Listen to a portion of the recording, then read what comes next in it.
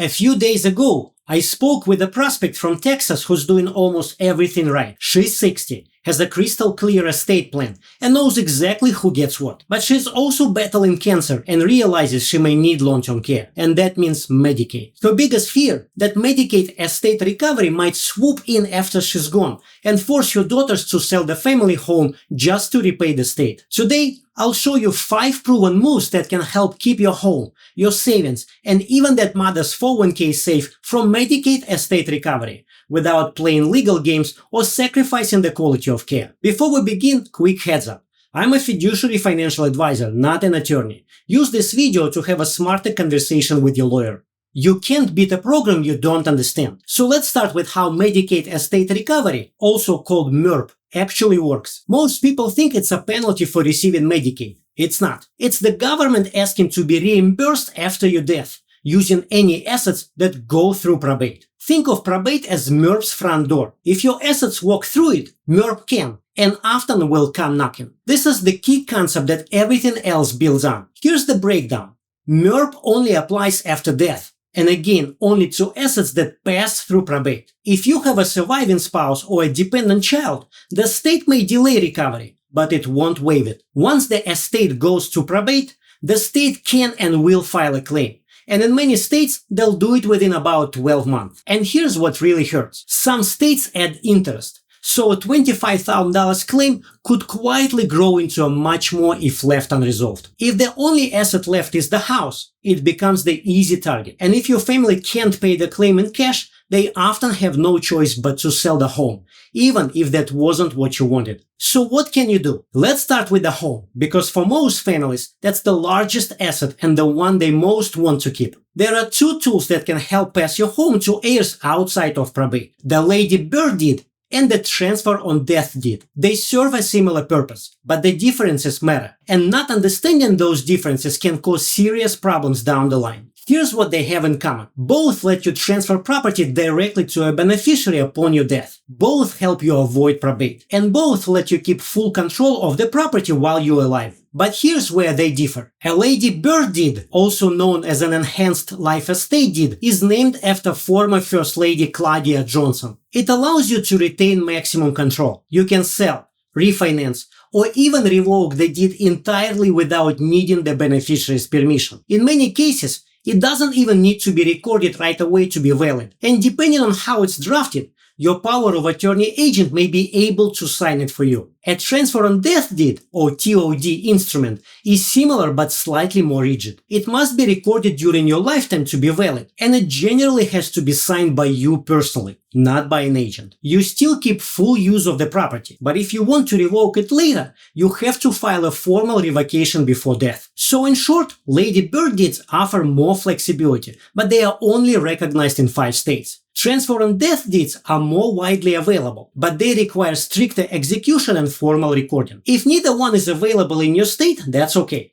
Your attorney may recommend a life estate deed or other legal tools that achieve the same goal, keeping the home out of your probated estate. Now, there are also built-in exemptions worth understanding. The caregiver child exemption applies if your adult child has lived in your home and provided care for at least 2 years. Under certain conditions, they may be allowed to keep the home without triggering recovery. For my Texas prospect, if one of her daughters could qualify for this, it might be perfect. The spouse and sibling rules also provide options. For example, transferring the home to a healthier spouse or co-owning sibling can delay MERP, but even those moves require follow-through to make sure they don't trigger issues later. And in some states, declaring an intent to return home, even if you're in a facility, can help preserve the home's exempt status, though this varies by state and is subject to Medicaid's interpretation. Here's where most estate plans quietly fall apart. People have great legal documents,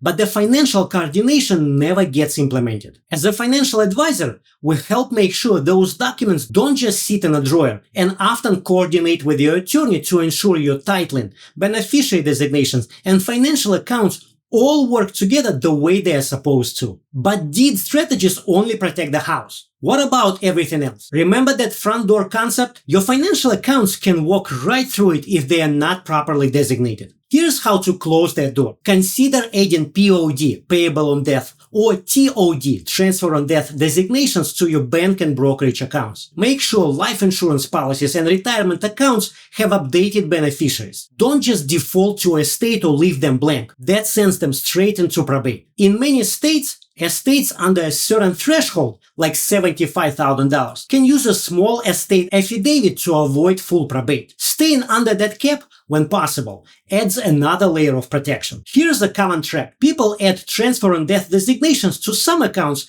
but forget to remove outdated beneficiaries from old accounts or retirement plans. Or they may never add them at all. Make sure everything is aligned, because it's the mismatched details that often creates the most damage, not the big plans. And just a quick note. While most states only recover from probate assets, a few have broader definitions and may include non-probate accounts too. That's why it's important to understand how your specific state handles recovery and work with professionals who know the local rules. If you are wondering whether your current plan actually protects what matters most, that's exactly what we explored during a healthcare planning session. We'll spend 45 minutes looking at how care costs could impact your financial picture and highlight the areas that may deserve a closer look. Click the link below to book your session. Now, here's the strategy that could completely solve my prospect's nightmare scenario, but it only works if you understand one critical timeline. When you apply for Medicaid, the state looks back exactly 5 years for any asset transfers. That's why if you want to move assets out of your name, especially real estate, you need to act 5 years before you think you will need care. For someone who's 60 and planning ahead like my prospect, this creates a golden opportunity. If she acts now, by age 65, those moves will be completely outside the look-back period. That's where a Medicaid Asset Protection Trust comes in. This is an irrevocable trust designed specifically to protect your home and other assets from Medicaid. Once the 5-year window passes, those assets are generally shielded from recovery. Now, this isn't just a legal maneuver.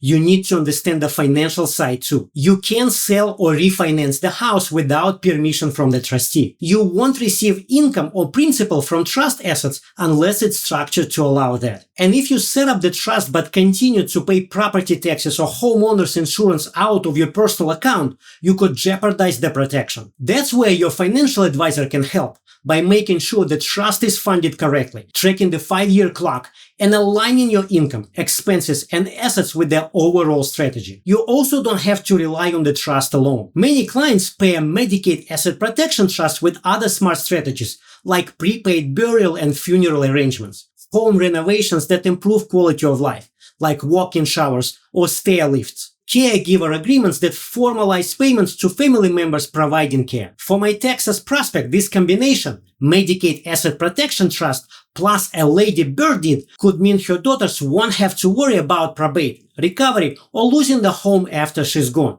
And that peace of mind, that's priceless. Finally, let's talk about an advanced but very powerful strategy. If you have assets that Medicaid would normally count against you, you may be able to convert them into income instead. Why? Because Medicaid doesn't count income the same way it counts assets, especially for spouses. 2 tools here. Number 1, Medicaid compliant annuities. These convert a lump sum into a fixed monthly payment. The state may still collect after death, but the asset itself is no longer countable. Number 2, promissory notes. These are used to lend money to someone, like an adult child, in exchange for scheduled payments back.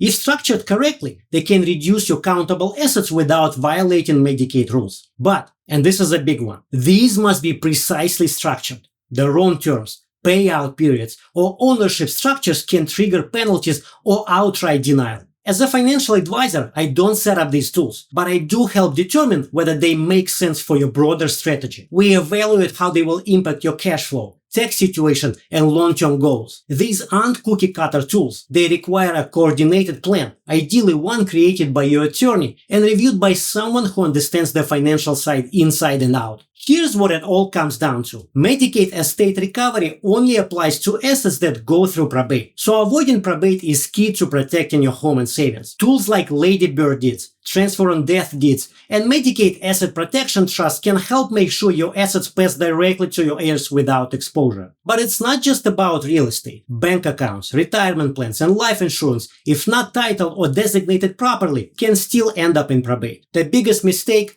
Assuming legal documents alone are enough. If your assets and your plan aren't aligned, Gaps will show up when it matters most. This is your chance to make sure everything works together before life forces your hand. Now that you know how to keep Medicaid from taking your home after you are gone, don't overlook what happens before that, when you are applying for benefits. In this video, I'll show you how to qualify for Medicaid without draining your life savings.